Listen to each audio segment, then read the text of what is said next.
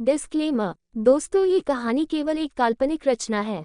इसका वास्तविक जीवन से कोई भी संबंध नहीं है। कृपया आप कहानियों को केवल मनोरंजन की दृष्टि से ही सुने। साथ ही अगर यह चैनल नॉवल स्टोरी 2.6 पर पहली बार आए हैं तो सब्सक्राइब और वीडियो को भर भर लाइक करना ना भूलें। धन्यवाद।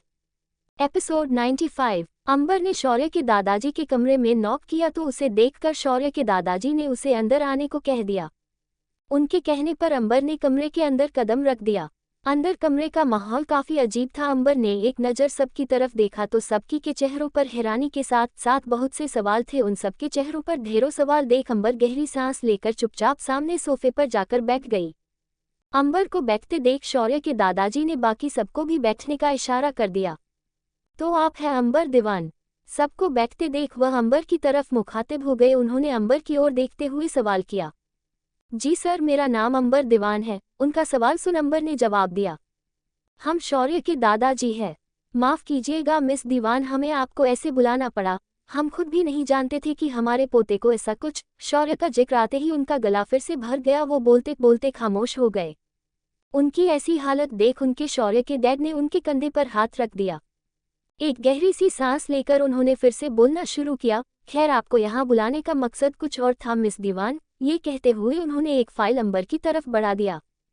उन्हें फाइल देते देख अंबर ने उनके साथ से फाइल ले लिया, पर समझ नहीं आया कि ओपन करे या ना करे। अंबर को फाइल पकड़े असमंजस में देख उन्होंने इशारे से उसे फाइल ओपन करने को कह दिया। शौर्य के दादाजी के कहने पर अंबर ने फाइल ओपन कर देखा तो फाइल का पहला ही पन्ना देखा तो पहले ही पेज पर प्रॉपर्टी ट्रांसफर के पेपर देख वह शॉक रह गई।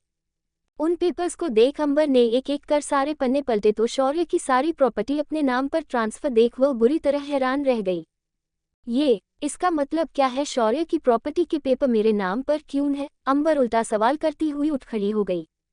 बैठ जाए मिस दीवान, बैठकर आराम से बात करते हैं। देखिए, हम खुद भी नहीं जानते हैं कि ये सब क्या है। हमें तो ये भी नहीं पता था कि आप हमारी बहू है। वह अंबर के सवालों का जवाब देते हुए बोले।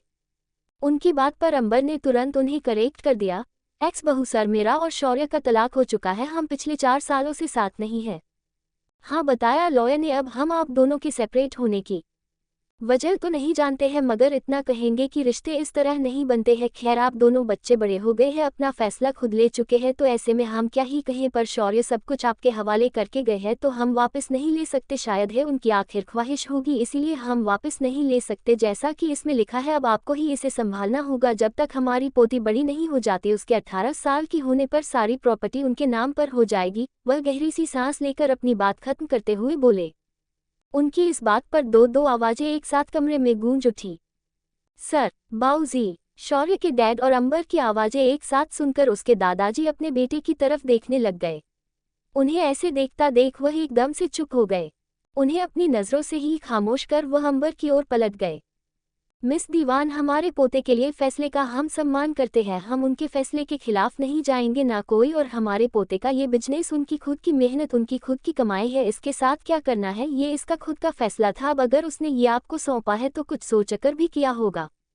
हम आपको इस बात के लिए फोर्स तो नहीं करेंगे, पर आप हमारी बहू है तो आप ये डिजर्व करती है अपने लिए, ना सही हमारी परपोती के लिए ही सही। पर आप ये फैसला सोच समझकर कीजिए। फिलहाल आप घर जाए, वहीं आराम से सोच समझकर फैसला लीजिएगा। वह अंबर के सामने अपनी बात रखते हुए बोले। उनकी बात पर अंबर के पास हाँ में सिर हिलाने के सिवाय कोई रास्ता नहीं बचा। अंबर ठीक है कहते हुए कमरे से बाहर आ गई। वह जैसे ही बाहर निकली तो गहरी सांस नीचे बैठ गई। ये तुम्हारा कैसा फैसला है शौर्य? ये जानते हुए भी कि हमारे बीच कुछ नहीं था और ना कुछ हो सकता है, तुम अपनी प्रॉपर्टी मेरे नाम पर कर गए। मुझे तुम्हारा कुछ नहीं चाहिए था, मगर तुम अपना सब कुछ फिर से मेरे हवाले करके चले गए। अंबर गहरी सांस लेते हुए खुद से बड़बड़ा उठी। वह जैसे तैसे कर वहां से बाहर निकली तो बाहर आते ही शौर्य की मॉम से टकरा गई। अंबर को देखते ही शौर्य की मॉम उसकी तरफ आ गई। तुमसे इस तरह मुलाकात होगी सोचा नहीं था अंबर। वह लड़का कब क्या करता था कोई नहीं जानता था, पर हम जानते हैं तुमने उसकी वजह से बहुत सहा। वैसे तो वह कभी तुम्हारी जिक्र नहीं करता था, मगर एक दिन नशे में वह सब सच बता गया। उसके मुंह से सारी सच्चाई जानकर हम खुश हो गए, पर हमें क्या पता था कि वक्त हमें ऐसे रंग दिखाने वाला है। वंदना जी ने अंबर का हाथ पकड़ लिया। उनकी बातों पर कोई रिएक्शन नहीं दिया। वह बस उन्हें जल्दी जाने का कहकर घर से बाहर निकल गई। घर से बाहर निकलकर अंबर गहरी सांस लेते गाड़ी में जाकर बैठ गई। बैक टू बैक जिंदगी में इतना सब कुछ हो रहा था कि उसके लिए सब समझना मुश्किल हो गया। अंबर ने परेशान होकर अपना चेहरा अपने हाथों से छुपा लिया। एक बार फिर उसके आंसुओं की बूंद अंबर के हाथों में आकर गिर गई। अपने गिरते आंसुओं को देख अंबर आंसुओं को पोंछकर वह गहरी सांस लेते हुए गाड़ी स्टार्ट कर सीधे वहां से निकल गई। एपिसोड 96। सुबह सुबह समर और मिराज के उठाने पर अंबर की नींद खुली तो वह घड़ी पर 7 बजे देख हड़बड़ाते हुए नींद से उठ गई। अभी सुबह के 4 बजे तो वह घर आकर शावर लेकर जस्ट सोई हुई थी कि सुबह हो गई। घड़ी पर 7 बजे देख वह दोनों बच्चों को गुड मॉर्निंग विश करते हुए उठ गई। उठते ही उसकी नज़र अपने पापा की बड़ी सी फोटो पर चली गई जो कुछ दिनों पहले ही उसने अपने बैग की सामने वाली दीवार पर लगाई थी। अपने पापा की तस्वीर देख अंबर उन्हें भी गुड मॉर्निंग विश करती हुई शावर लेने चली गई। वह शावर लेकर बाहर आई तो समर और मीरांश तैयार होकर उसके सामने खड़े थे। इससे पहले कि वो दोनों कुछ बोलते उन्हें तैयार खड़ा देख अंबर ने उन्हें आवाज़ दे दी, अंश, समर बेबी आप डैडी को बोल दो कि वो आपको ड्रॉप कर दे, मम्मा अभी तैयार नहीं हुई है, मम्मा को टाइम लगेगा। अंबर उन दोनों को अगस्त्य के पास जाने को कहकर तैयार होने लग गई। दरअसल उसकी एक और मीटिंग थी जिसके लिए उसे निकलना था। अंबर ने तैयार होते होते घड़ी की तरफ देखा तो घड़ी 8 बजा रही थी। कब शावर लेने और तैयार होने में 1 घंटा बीत गया पता ही नहीं चला। घड़ी में 8 बजे देख वह तैयार होकर सीधे ऑफिस के लिए निकल गई। पिछले 3 महीनों में ये लगभग उसका हर रोज का रूटीन था। शौर्य के जाने के बाद से लेकर वह 2 नावों में सवार होकर इतनी बुरी तरह उलझी थी कि सांस लेने की फुर्सत भी नहीं थी। दिन रात बस काम, कभी शौर्य का ऑफिस तो कभी अपने डैड का ऑफिस। दो कंपनियों को संभालते संभालते वह जैसे खुद को तक भूल गई थी। वो था अच्छा था कि उसकी मदद के लिए राजवीर और मनन थे, इसीलिए वह शौर्य की कंपनी को संभाल पा रही थी, वरना तो वह शायद घर लौटने तक के लिए वक्त नहीं निकाल पाती। 3 महीने पहले जब उसे ये जिम्मेदारी मिली तो उसने खुद भी नहीं सोचा था कि उसे एक दिन ये जिम्मेदारी भी उठानी पड़ेगी। शौर्य का वह फैसला आज तक उसके लिए सवाल बना हुआ था। उसने हर पहलू को समझने की कोशिश की मगर कभी समझ ही नहीं आया कि आखिर क्यों शौर्य ने उसके लिए इतना बड़ा फैसला लिया, वो भी तब जब वह खुद उस शख्स से उसकी चीज़ों से कोसों दूर रखने की कोशिश कर रही थी। पर जाते जाते भी उसने उसे फिर खुद से बांध ही दिया और ना चाहते हुए भी उसे पिछले 3 महीनों में अंबर को वह हर जिम्मेदारी निभानी पड़ रही थी जो उसकी थी ही नहीं, ऊपर से शौर्य के परिवार की जिम्मेदारियां भी उसी के ऊपर थी। उसके पेरेंट्स, उसके दादाजी, यहाँ तक कि मीरांश, वह सबको संभाल रही थी। हालातों के चलते एक बार फिर अंबर बहू ना होते हुए भी उनकी बहू बन ही गई। शौर्य की डेथ के बाद से शौर्य के उस टूटे बिखरे परिवार को समेटने में, उन्हें संभालने में अंबर पूरी तरह जैसे खुद को भूल ही गई थी। उसका आधा टाइम अपने ऑफिस में तो बाकी टाइम अपने घर से ठाकुरविला के चक्कर काटने में ही बीत जाता। खुद से वक्त निकालना तो जैसे रेत में से सुई ढूंढने जैसा था। करीब आधे पौने घंटे मुंबई की सड़कों पर जाम ने निकलने के बाद अंबर शौर्य के ऑफिस पहुंची तो सीधे मीटिंग रूम में चले गई। पूरे महीने भर की रिपोर्ट्स, बिजनेस टर्नओवर, मीटिंग्स का जायजा लेते लेते कब उसे सुबह से दोपहर हो गई उसे पता ही नहीं चला। दोपहर के 1 बजे जाकर वह फ्री हुई तो उसने बच्चों के बारे में पूछने के लिए अगस्त्य को कॉल लगा दिया। अगस्त्य इस वक्त अपने मीटिंग रूम में बैठा किसी रिपोर्ट को लेकर सीरियस डिस्कशन में बिजी था। रिपोर्ट गड़बड़ी होने की वजह से वह पूरी तरह गुस्से में था। अगस्त्य के चेहरे से ही लग रहा था कि उसका गुस्सा आज किसी ना किसी पर तो निकलने वाला है और या तो वह शख्स निकाला जाने वाला है या फिर उसके साथ ऐसा कुछ होना है जिसकी वह बेचारा कल्पना भी नहीं कर सकता। अगस्त्य के गुस्से से पूरा मीटिंग रूम डरा हुआ था। सब मन ही मन प्रार्थना कर रहे थे कि मिस्टेक उनकी वजह से ना हुई हो ताकि अगस्त्य का गुस्सा उन पर ना निकले। वहां बैठे हर एक शख्स के पसीने छूटे हुए थे। उनके खामोश और झुके हुए सिर देखकर अगस्त्य का रहा सहा पेशेंस भी खत्म हो गया। वह जैसे ही टेबल पर हाथ मारते हुए उठा, अगस्त्य का फोन बज उठा। अपने फोन पर बजती स्पेशल रिंगटोन सुनकर अगस्त्य ने पॉकेट से फोन निकाल कर देखा तो अंबर की कॉल देख मुस्कुराते हुए बीच मीटिंग में कॉल अटेंड कर लिया। हेलो हनी, अगस्त्य फोन उठाते हुए एकदम से शांत आवाज में बोला। अंबर की कॉल देखते ही अगस्त्य की आवाज, उसका मूड एकदम से बदल गया। उसे अग्रेशन मोड से स्वीट मोड में देख सारे मीटिंग रूम में बैठे लोगों की जान में जान आई। पिछले 3 महीनों में वहां बैठे हर शख्स को पता चल चुका था कि उनके बॉस की शादी हो चुकी है और उनके बॉस अपने वाइफ से बहुत प्यार करते हैं। कई बार तो बेचारे जब फंसी हुई हालत में होते तो भगवान से प्रे करने लगते कि बॉस की वाइफ उन्हें कॉल कर ले, क्योंकि जैसे ही उनकी वाइफ का कॉल आता बॉस का मूड जैसे चेंज हो जाता, जैसे गिरगिट हो। अगस्त्य की इन्हीं आदतों की वजह से ऑफिस का पूरा स्टाफ अंबर को देवी मानकर बैठा था। हेलो मिस्टर देवराज, अगस्त्य की एक्साइटेड आवाज सुनकर अंबर भी हैरान हो गई। हालांकि अगस्त्य का इस तरह रिएक्ट करना कोई नई बात नहीं थी। 3 महीने पहले जब से उनकी शादी हुई थी, अगस्त्य उसकी हर छोटी छोटी बात पर खुश हो जाता। वह भले ही उसे कॉल करती या उससे कुछ पूछती तो वह इतने में ही एक्साइट हो जाता। कभी कभी तो उसकी ये बच्चों जैसी हरकतें अंबर को भी हैरान कर देती, मगर वह कुछ नहीं कहती। नहीं, क्या तुमने लंच कर लिया? मैं तुम्हारे लिए ऑर्डर कर दूं? तुम बताओ तुम्हें क्या खाना है, मैं ऑर्डर कर देता हूँ। अंबर की कॉल देख अगस्त्य अपनी ही धुन में मुस्कुराते हुए बोलता चला गया।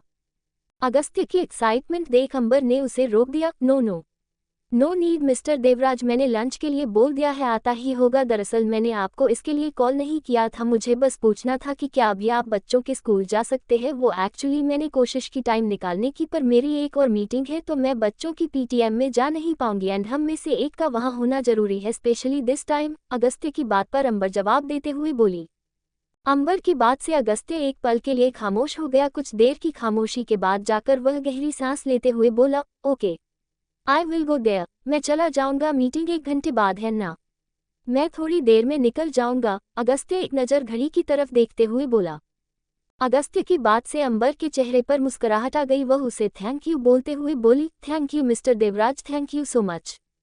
अंबर के मुंह से थैंक यू सुनकर एक पल के लिए अगस्त्य के चेहरे की मुस्कुराहट थोड़ी फीकी हो गई, पर अगले ही पल उसने खुद को संभाल लिया और अंबर को ख्याल रखने को कहकर उसने कॉल डिस्कनेक्ट कर दी। कॉल डिस्कनेक्ट कर वापस मुड़ा तो सब लोगों की नजरें उस पर थी। उन सबको खुद को घूरते देख अगस्त्य मीटिंग खत्म कर अपने ऑफिस में चला गया। उधर अगस्त्य को कॉल कट करते देख अंबर गहरी सांस लेते हुए चेयर पर सपोर्ट लेते हुए पीछे को बैठ गई। I am sorry Agastya, I am so sorry. Ambar phone की तरफ देख गहरी सांस लेते हुए सॉरी बोलने लगी। अगस्त्य के एफर्ट को ऐसे रिजेक्ट करते रहना अंबर के लिए भी आसान नहीं था। पिछले 3 महीनों में एक भी पल ऐसा नहीं था जब उसे इस बात का पछतावा न हुआ हो, पर वह चाहकर भी खुद को एक्सेप्ट करने के लिए तैयार कर ही नहीं पा रही थी।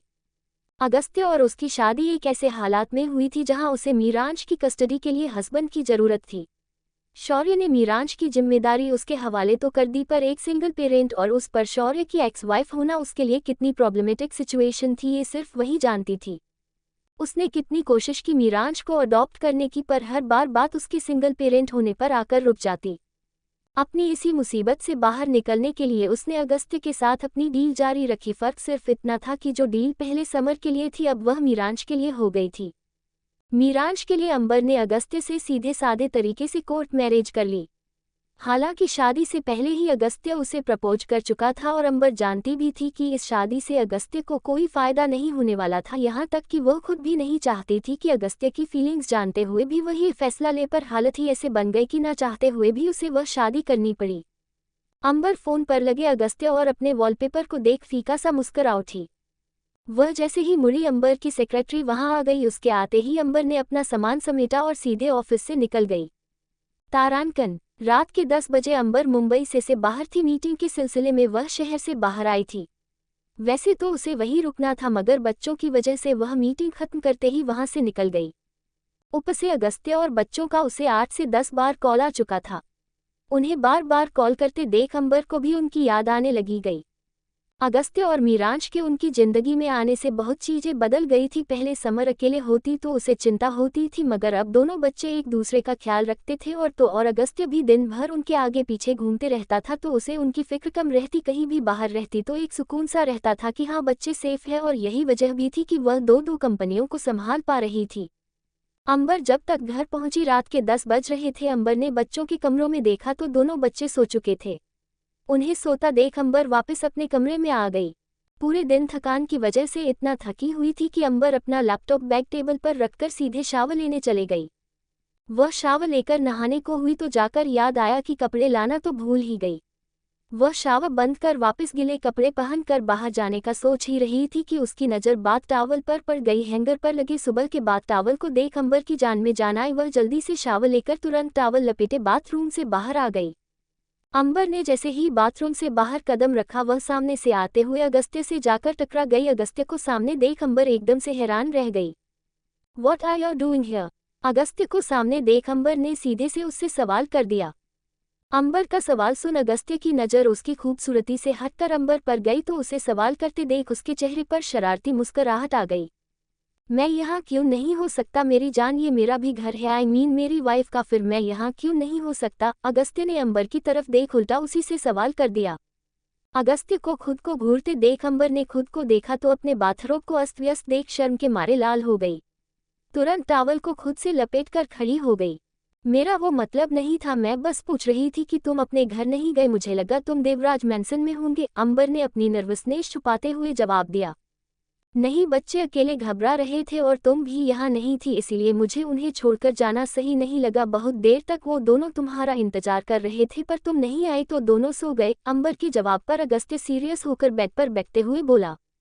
अगस्त्य के मुंह से बच्चों का सुनकर अंबर का चेहरा फीका पड़ गया। वह तुरंत सॉरी बोलते हुए बोली, सॉरी, मैंने कोशिश की पर मिस्टर जुनेजा के साथ मीटिंग लोनावाला में थी तो आने में टाइम लग गया, जब तक आई तो बच्चे सो चुके थे। By the way, thank you mister Devraj, genuinely thank you so much. आपने जो कुछ भी बच्चों के लिए किया, आई एम थैंकफुल कि आप हमेशा उनके पास रहते हैं जब मैं नहीं हो पाती हूँ। मैं कभी आपका ये एहसास नहीं भूल पाऊंगी, अगर आप नहीं होते तो शायद मैं। अंबर इससे पहले कि आगे कुछ बोलती अचानक से अगस्त्य उसके करीब आ गया।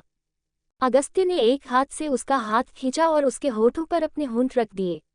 तो दोस्तों, आगे कहानी में क्या होगा ये जानने के लिए स्टोरी को सुनते रहिए सिर्फ और सिर्फ नॉवल स्टोरी 2.6 पर। अगर कहानी आप सबको पसंद आए तो लाइक, शेयर और कमेंट जरूर करें। धन्यवाद।